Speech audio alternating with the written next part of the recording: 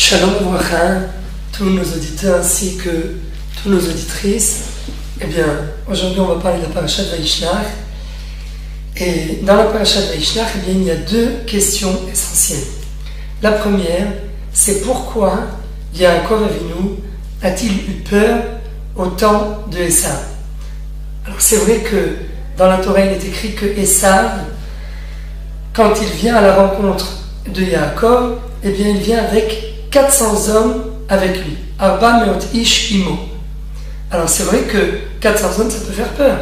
C'est toute une équipe de soldats qui risquent de pouvoir menacer en fait Yaakov ainsi que toute sa famille. Yaakov, comme tout le monde le sait, maintenant s'est créé une famille avec beaucoup d'enfants, les 11 tribus. Il a beaucoup de bétail, il a de quoi avoir peur. Seulement, la question qui se pose, c'est que dans la paracha de la semaine dernière, Akadosh Baruch Hu fait la promesse à Yaakov, Ushmarticha bechol asher telech. Et évidemment, la question qui se pose, c'est que si Yaakov a eu la promesse divine d'Akadosh Baruch Hu qui s'est dévoilée à lui spécialement pour lui dire qu'il allait le protéger, pourquoi Yaakov a-t-il besoin d'avoir peur? Imaginez-vous qu'Akadosh Baruch Hu se dévoile à vous et qu'il vous dise, voilà, bientôt tu vas devoir rencontrer un obstacle, mais sache que je serai avec toi. Donc il n'y a plus de raison d'avoir peur. Pourquoi Yaakov a-t-il eu peur? Deuxième question qui peut se poser, eh bien c'est au niveau de la rencontre entre Esav et Yaakov. Car malgré toute la peur que Yaakov a eue, à la fin, au moment X, au moment tant attendu de cette rencontre entre Yaakov et Esav, avec qui couvrait derrière elle tellement d'angoisse de la part de Yaakov, et bien malgré tout, qu'est-ce qui se passe à la dernière minute? Esav vient et enlace Yaakov et il l'embrasse, il va même jusqu'à l'embrasser.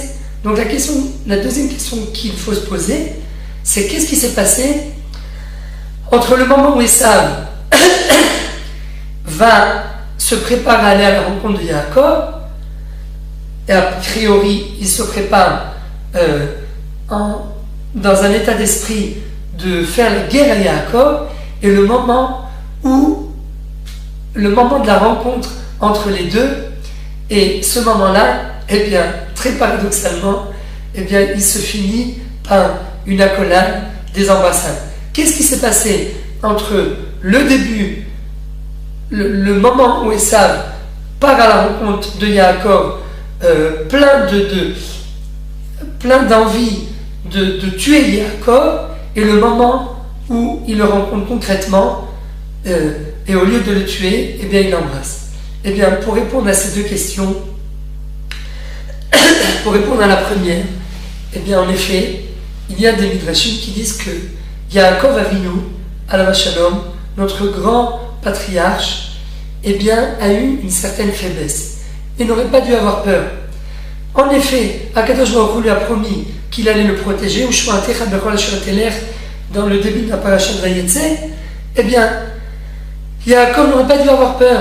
Il aurait dû redoubler de confiance, de Emouna vis-à-vis d'Akadosh Baruch Hu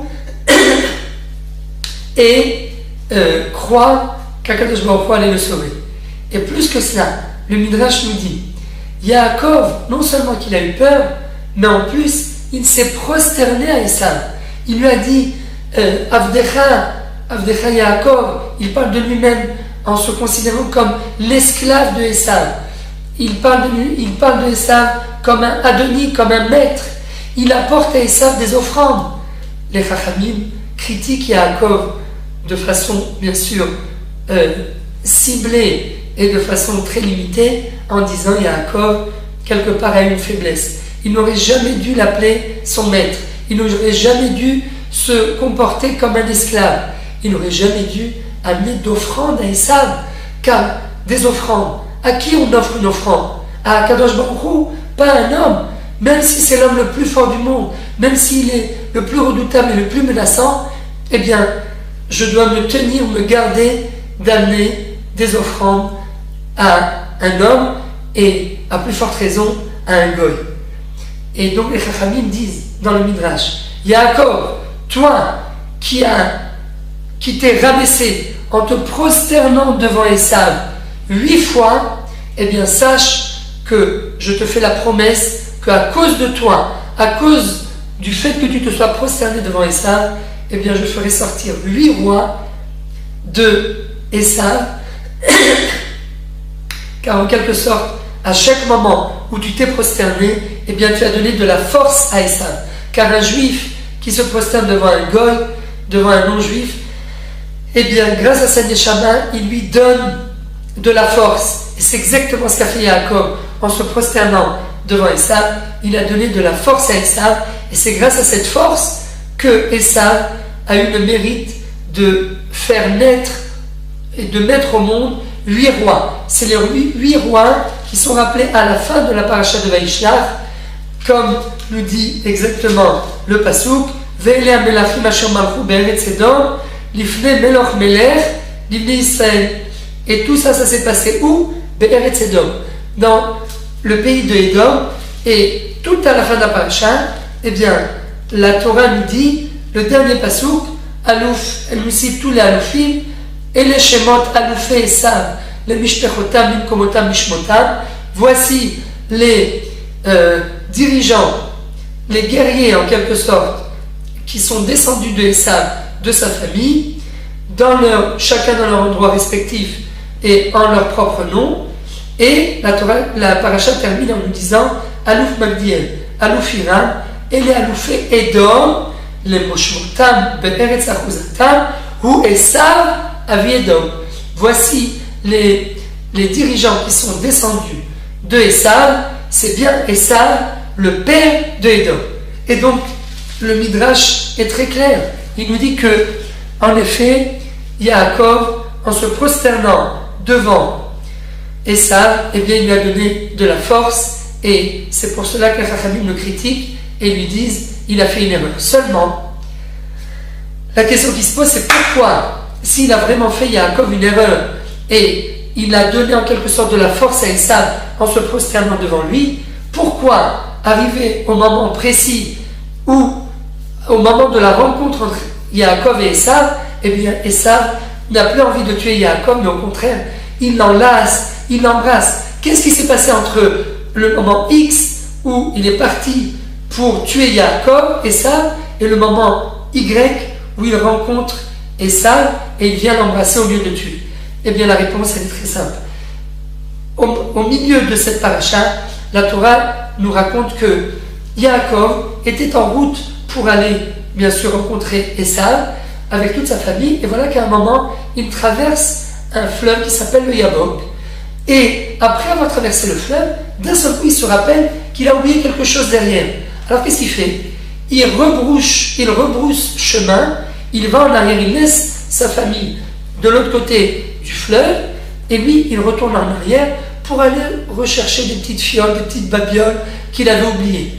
Et voilà qu'au moment où il vient pour retraverser le Yabok, eh bien la Torah nous raconte qu'à ce moment-là, il y a un homme qui vient attendre Yaakov, et Yaakov doit se battre avec lui toute la nuit jusqu'au lever du jour. Vayavek Ishimo Adalot Hashachar, et non seulement que Yaakov ne veut pas lâcher cet homme, mais à la fin de la nuit, qu'est-ce qui se passe? Eh bien cet homme dit à Yaakov, écoute, ça y est, lâche-moi, je ne peux plus, bénis-moi. Ah, c'est à mon tour de me bénir. Alors Yaakov lui dit, non, je ne te bénirai pas tant que tu ne me fais pas de toi-même, dis-moi qui tu es. Et il lui dit, écoute, tu as réussi à te battre contre un ange, car en fait je suis un ange, et tu as réussi, tu as vaincu un ange. Eh bien sache qu'à partir d'aujourd'hui, ton nom ne sera plus Yaakov, mais au contraire ton nom sera Israël. Qui s'arrêta, Imelokim veimanashim vatochal. Car tu t'es battu contre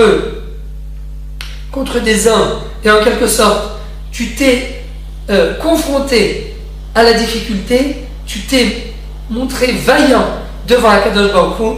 Eh bien sache que pour cela, tu mérites d'être appelé à partir d'aujourd'hui Israël. Israël qui est un sar, qui a cette capacité de pouvoir se battre. Tu ne seras plus appelé Yaakov. Tu ne seras plus... on ne rappellera plus ton nom qui en quelque sorte fait allusion au talon. Car Yaakov, si on prend le corps d'un homme, eh bien Yaakov représente, le nom de Yaakov représente la partie la plus basse du corps, la partie du talon, alors que Israël, c'est ça, c'est quelque chose de respectable, quelque chose de beaucoup plus haut, c'est un idéal, un concept beaucoup plus élevé, beaucoup plus spirituel. Et bien à partir d'aujourd'hui, tu t'es élevé à ce niveau-là. Et bien ça, c'est la réponse à Rotan. C'est parce que Yaakov a réussi à vaincre cet ange qui n'était personne d'autre que l'ange de Esav, Saro chez Esav, comme nous le dit le Midrash. Et bien étant donné que Yaakov a fait le tikkun, il a fait la réparation, il a vaincu sa peur vis-à-vis des mondes supérieurs, il a réussi à réparer quelque chose dans les mondes supérieurs, et bien automatiquement, dès qu'une personne répare quelque chose dans les mondes supérieurs, il a réparé sa peur. Il a réparé sa peur dans le sens où il a eu confiance en Dieu, et la preuve c'est qu'il a réussi à vaincre cet ange, et bien automatiquement en bas, dans les mondes terrestres, et bien l'homme réussit à vaincre, et c'est la raison pour laquelle quand Yaakov arrive devant Esav, et bien d'un seul coup Esav se transforme, et au lieu de vouloir tuer Yaakov, et bien il enlace Yaakov, et il va même jusqu'à l'embrasser. Pourquoi? Car Yaakov a fait son tikkun. Il a fait dans son cœur. Il a réparé la peur qu'il avait dans son cœur. Et c'est ça le message que Yaakov a voulu nous transmettre à travers cette paracha. C'est que l'essentiel, c'est de faire un travail dans son cœur. C'est très difficile. Parfois, on a peur de certaines choses. On a peur de l'ennemi. On a peur de quelqu'un qui nous menace. Eh bien, Yaakov nous transmet un message d'être capable de travailler sa peur à l'intérieur de son cœur, et grâce à ce travail qu'on va faire dans son cœur, eh bien, vous verrez que toute la réalité va s'organiser comme un puzzle, de telle façon que Be'ezrat Hashem, Akadosh Baruch Hu, va véritablement me protéger, et il n'y aura plus de menaces, il n'y aura plus d'ennemis, mais au contraire, l'ennemi va se transformer en ami. Il va se transformer en quelqu'un qui va reconnaître mon droit d'aînesse, qui va reconnaître mon droit d'exister, exactement comme Esav, qui lui a dit non. Quand Yaakov lui a proposé, une fois qu'ils se sont enlacés au moment de cette rencontre, eh bien Yaakov propose à Esav, tiens, je te donne beaucoup de choses, j'ai tout ce qu'il me faut. Akadosh Baruch Hu lui dit non, garde ce que tu as acquis. Et quelque part ici, les Chachamim nous disent, quand Esav lui a dit garde ce que tu as acquis, eh bien, il a reconnu que le droit d'aînesse revenait à Yaakov. Eh bien, Rabotai, c'est ce message que nous aussi nous devons aujourd'hui assimiler, que nous devons comprendre.